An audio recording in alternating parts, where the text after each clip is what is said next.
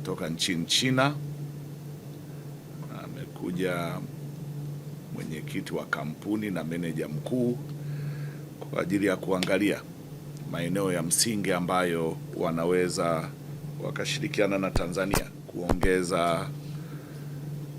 kupanua wigo wa uwekezaji kwenye kilimo, ikiwa ni pamoja na uzalishaji wa mazao, uwekezaji wa uongezaji wa thamani, lakini na mashine, utengenezaji wa mashine rahisi ambazo zinataenda kusaidia na kurahisisha shughuli za kilimo kwa wananchi wetu ambao baadhi yao bado wanatumia jembe la mkono na wengine wanatumia gharama kubwa kununua mashine za kuendeshea shughuli zao za kilimo.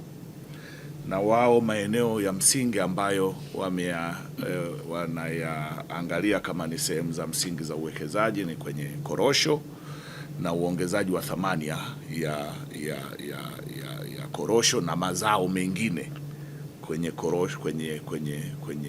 korosho ghafi, ikiwa ni pamoja na uzalishaji wa mafuta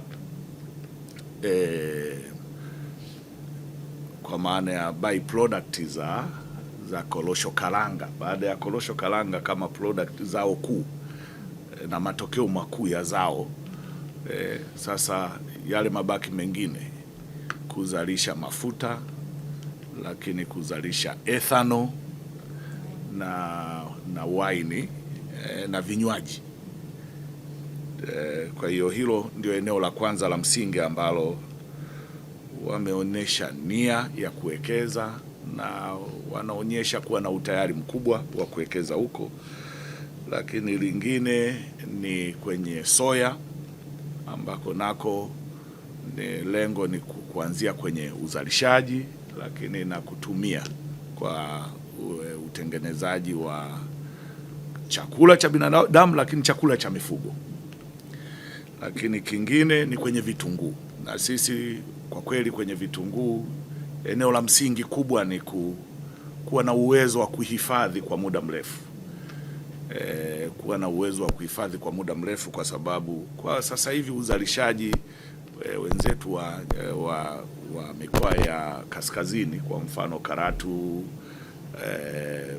kwa mkoa wa Arusha na maeneo mengine ya mkoa wa Arusha, lakini kuna mkoa wa Manyara ambako wanazalisha sana, na sehemu ya mkoa wa Singida, na sasa hivi sehemu ya mkoa wa Dodoma na Morogoro, sehemu ya mkoa wa Njombe na Mbeya, lakini na Kilimanjaro kwa maana ya huku nyuma Edaru na maeneo mengine ambako wanazalisha vitunguu. Uzalishaji ni mkubwa, lakini changamoto anapokuwa amezalisha leo, wote wakatoa shambani leo, wakienda sokoni maana yake bei inashuka. Kwa hiyo wakiwa na facilities za kuhifadhi, maana yake wana uwezo wa kustabilize market na kutengeneza, wanasema kuwa na supply ambayo inaendana na demand, lakini pia haiwaathiri kwenye price kwa kutengeneza mazingira ya kuifanya bei fluctuate sana. Kwa hiyo hayo ni maeneo ya msingi, lakini eneo la mwisho kubwa ni kwenye mashine rahisi.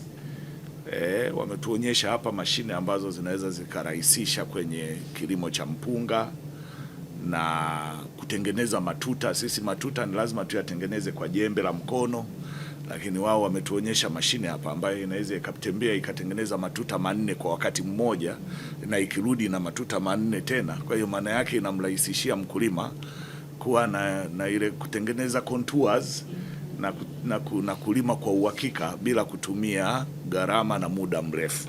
Kwa hiyo kwa ujumla sisi tumwakaribisha, na